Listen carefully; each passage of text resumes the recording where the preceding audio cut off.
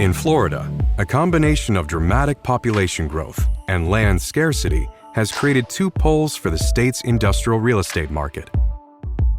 Orlando, a major population center and key regional distribution hub, and Miami, a metro area called the commercial capital of Latin America, all within a 12-mile wide strip of land between the Florida Everglades and the Atlantic Ocean. You see it every day. Every report you read, people are moving in droves to Florida.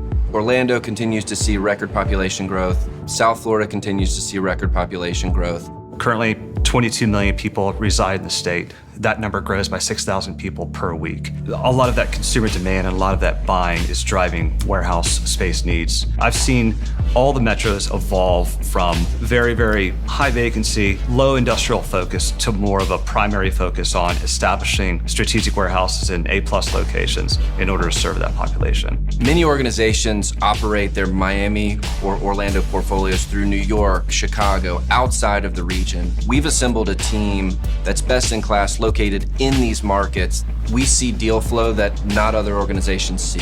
We have 11 million square feet of development in the pipeline, making us the #1 developer in the state of Florida. Home to 12 theme parks, including Walt Disney World, Orlando served as many as 118 million tourists in 2021. Our customer base not only serves the consumers that do come to town, but also all the ancillary businesses that support the tourism industry, parts for the cruise ships, stuffed teddy bears for Disney. All of the goods and services that go to Disney, go to Universal, any major tourism hub. But Orlando's swelling population, now at 2.7 million, is transforming its economy. Orlando has a lot of people, and there's a lot of us there. And Link's Orlando portfolio is well positioned to capture the upside from these trends. Surprisingly, the Orlando portfolio is more diverse than I think people would realize. So 28-30% of our tenant base supports the hospitality and tourism industry. Then we also have high-end manufacturers, consumer goods distributors, construction materials, home improvement materials, e-commerce, and 3PLs. And to generate the highest demand, Link focuses on pockets where supply is lowest. When a customer needs to modify their space, permitting, planning, design, all of that takes time and eats away from when they can start operating. With Lee Vista Business Center, it was one of the first, if not the first, bulk distribution buildings that also catered to a user that needed a high office finish. In Lee Vista, you have high-end manufacturers, so they need more office space, air-conditioned warehouse space to keep components cool, more parking, and additional power.